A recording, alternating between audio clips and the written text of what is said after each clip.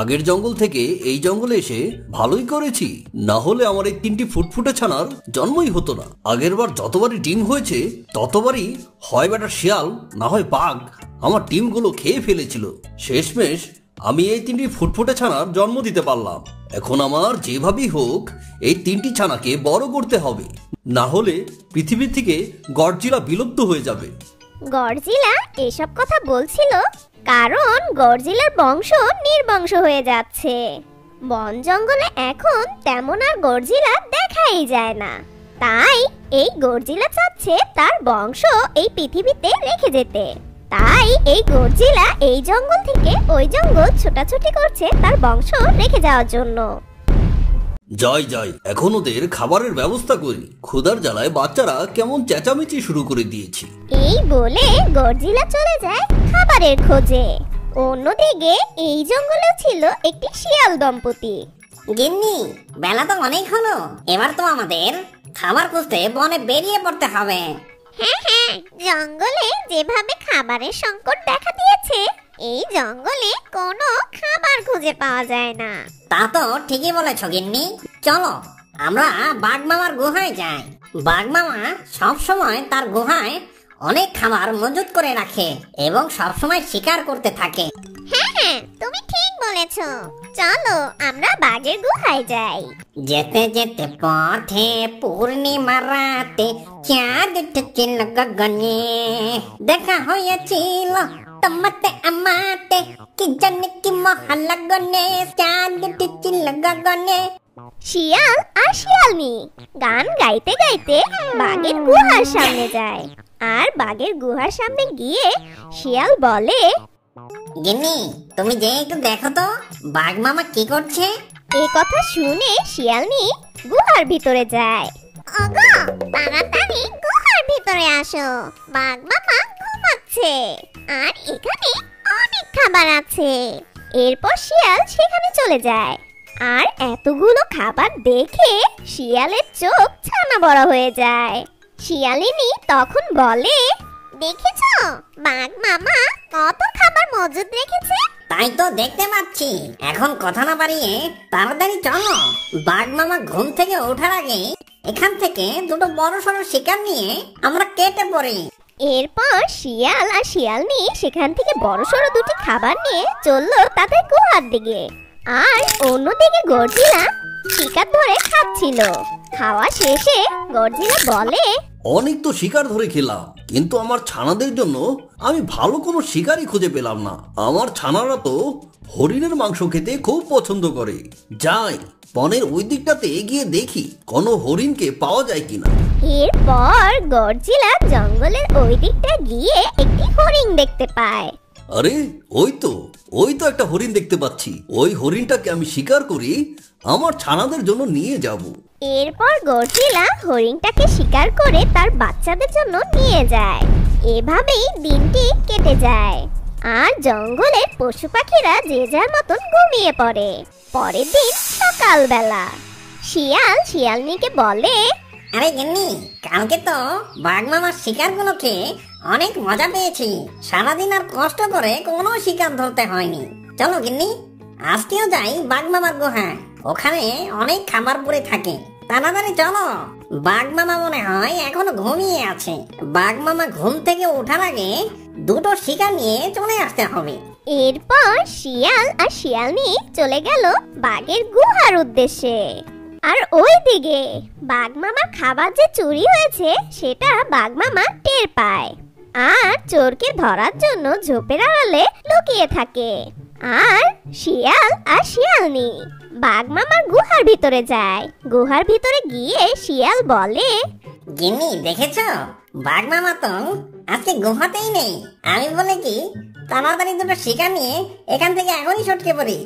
যখন শিয়াল আর শিয়ালনি কথা বলছিল ঠিক তখন বাঘ মামা সামনে চলে আসে আর বলে, ও তোরাই কালকে আমার শিকার চুরি করেছিলি, আজও এসেছিস আমার শিকার চুরি করতে? দাঁড়া, তোদের আমি এখনই দেখাচ্ছি মজা। এই বলে বাঘ মামা শিয়াল আর শিয়ালনিকে ধাওয়া করলো। দৌড়াতে দৌড়াতে শিয়াল আর শিয়ালনি চলে যায় গভীর জঙ্গলে। বাঘ মামা ওই শিয়ালকে খুঁজে আর পায় না, আর ক্লান্ত হয়ে একটি গাছের নিচে দাঁড়িয়ে বলে, পাজি শিয়াল, আমার মাংস চুরি করে খাওয়া, আর কোনোদিন যদি আমার গুহার সামনে দেখি তাহলে তোদের আমি কিনে খেয়ে ফেলবো। আর একটু হলেই তো বাঘ মামা আমাদের চিবিয়ে খেয়ে ফেলতো। হ্যাঁ গো, ঠিক বলেছো তুমি, কিন্তু আজ তো অন্যের খাবার চুরি করে খেতে পারবো না। আজ আমাদের কষ্ট করে শিকার ধরে খেতে হবে। আচ্ছা চলো ওই দিকটা যাই, কোনো শিকার খুঁজে পাই কিনা। এই বলে তারা দুজন চলে যায় খাবার খুঁজতে। শিকার খুঁজতে খুঁজতে শিয়ালের চোখে পড়ে যায় গডজিলার 3টি ছানা। গিন্নি দেখেছো, গডজিলার 3টি ছানা, এখন এরা বেশি বড় হয়ে ওঠেনি। এই সুযোগে চলো আমরা একটা ছানাকে এখানে খেয়ে ফেলি, আর দুটো ছানাকে আমাদের বাসায় নিয়ে যাই। তাহলে দেখবে আমাদের 5-7 দিনের খাবারের ব্যবস্থা হয়ে যাবে। ওগো, তুমি কি পাগল হয়ে গেছো? তুমি ভয়ঙ্কর গডজিলা ছানা খেয়ে ফেলবে। ওই গডজিলা যদি একবার জানতে পারে আমরা ওদের ছানাদের খেয়ে ফেলেছি, তাহলে আমাদের রক্ষে নেই। আরে গিন্নি, তুমি যে কি বোকার মতো কথা বলো না। আরে আমরা কি ওকে এখানে রেখে যাব? আর কে বুঝবে গডজিলার ছানাকে যে আমরাই চুরি করেছি?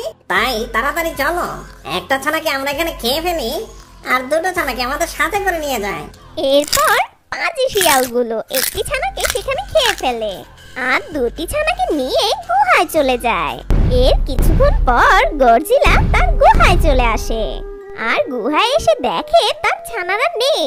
তখন গডজিলা বলে, আরে আরে কি, আমার ছানাগুলো কোথায় গেল? আর এখানে দেখছি রক্ত পড়ে আছে, তার মানে কি আমার ছানাগুলোকে কোনো প্রাণী খেয়ে নিয়েছে? আমি কাউকে ছাড়বো না, কাউকে না, আমি সব কটাকে মেরে ফেলবো। আমি আজ এই বনটাকে ধ্বংস করে ফেলবো। এই বলে গডজিলা অনেক গর্জন করে, আর তার মুখ দিয়ে আগুন ছুড়ে, আর জঙ্গলের দিকে গিয়ে মুখ দিয়ে আগুন দিয়ে পুড়ে ফেলতো।